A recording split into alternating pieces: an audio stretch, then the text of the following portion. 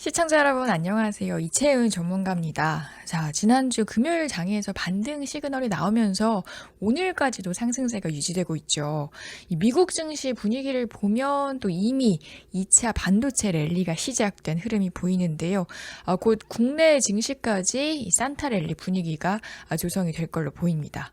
자, 이때 현재 시장 배경을 우선 알고 계시면 전체적인 흐름을 보실 때 훨씬 더 도움이 되실 텐데요. 자, 그래서 오늘 영상에서는 앞으로 2차 반도체 랠리에서 왜 YC가 주인공이 될 수밖에 없는지 그 이유를 설명해 드리려고 합니다. 이렇게 한국 증시 분위기를 미리 가늠하는 가장 쉬운 방법은요, 바로 미국 증시 흐름을 먼저 보는 겁니다. 한국 시간으로는 새벽까지 미국 시장이 열려 있기 때문에 이 미장의 분위기가 국내 증시로 그대로 이어지는 경우가 많은데요. 그렇기 때문에 중요한 구간에서는 계속해서 모니터링을 하시면서 좀 체크를 해두시는 게 도움이 됩니다. 제가 또 이해하시기 쉽게 영상으로 정리해서 계속 준비를 해드릴 테니까요. 놓치지 않게 채널 구독과 알림 설정 부탁드리겠습니다.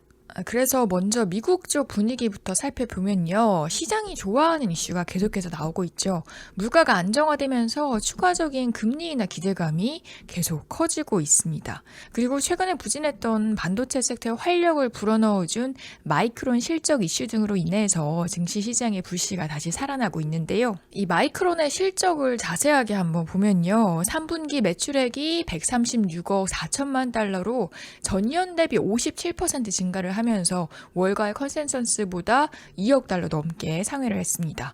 더 중요한 건 향후 전망인데요. 다음 분기 매출 전망치로 183에서 191억 달러를 제시를 했습니다. 시장 전망치보다 30% 가까이 상회하는 수준이었는데요. 자, 이런 향후 가이던스가 중요한 이유는 앞으로도 반도체 시장의 성장세가 꺾이지 않는다는 걸 의미하기 때문입니다. 자, 그럼 더 중요한 건 뭐예요? 이 마이크론의 실적 발표가 국내 반도체 시장에는 어떻게 영향을 미치냐? 이게 사실상 더 중요한 문제인데요. 실제로 마이크론 서프라이즈 직후에 코스피가 상승 출발을 했고요. 삼성전자와 SK하이닉스도 장중 강세가 나왔습니다. 이렇게 반도체 호재가 나왔을 때는 1차적으로 삼성전자와 SK하이닉스 같은 메모리 생산 기업의 수급이 집중이 되죠. 그리고 그 이후에 이 수급이 아래 소보장주와 또 관련 AI 종목으로 이동을 하게 됩니다. 그래서 저희가 오늘 YC를 같이 보는 이유가 여기서 바로 연결이 되죠. 앞서 말한 것처럼 반도체 시장의 성장은 가속도가 붙고 있는데요.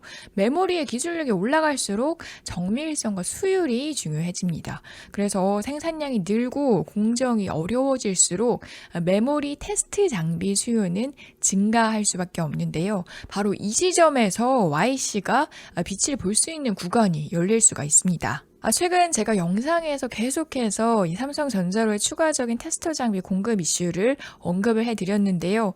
지난주 드디어 해당 이슈가 나와주면서 YC 주가에 활력을 불어넣었었죠.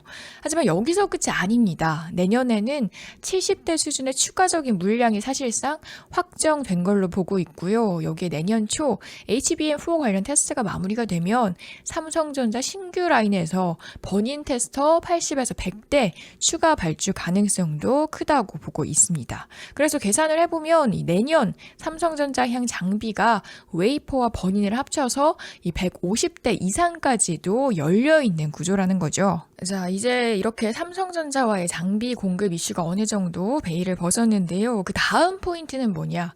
SK하이닉스 버닌 테스터 시장에 처음으로 진입을 할 수 있냐 없냐 이 문제입니다. 현재 SK하이닉스는 청주 M15X 라인에 투입할 버닌 테스터 벤더를 두 곳 선정하는 작업을 진행하고 있는데요.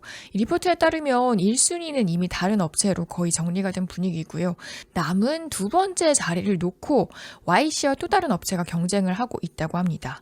그런데 여기서 체크할 부분이 YC 장비가 순행식 방식이기 때문에 열 관리나 유지비 측면에서 훨씬 더 유리하다는 점이에요. 게다가 1순위로 거론되고 있는 기존 업체도 순행식이기 때문에 이 운영과 관리 관점에서는 같은 방식으로 통일을 하는 게 관리가 더 편하다 이런 논리가 성립을 합니다.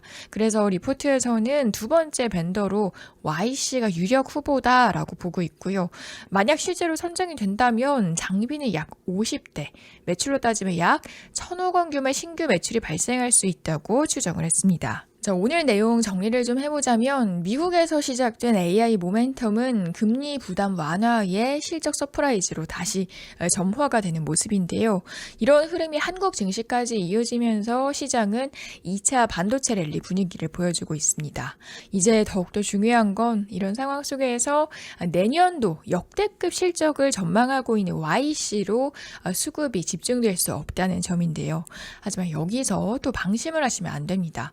연말에는 시장 특성상 변동성이 워낙 커지기 때문에 또 새로운 이슈나 리스크가 부각이 되면서 여러분들의 심리를 언제든지 흔들 수가 있습니다. 이럴 때마다 제가 영상을 올려드려서 조금이나마 여러분이 따뜻한 연말 보내실 수 있도록 도와드릴 테니까요. 채널 구독과 알림 설정하셔서 놓치시는 일 없으셨으면 좋겠습니다. 그럼 오늘도 수고 많으셨고요. 저는 다음 영상에서 다시 인사드릴게요. 고맙습니다.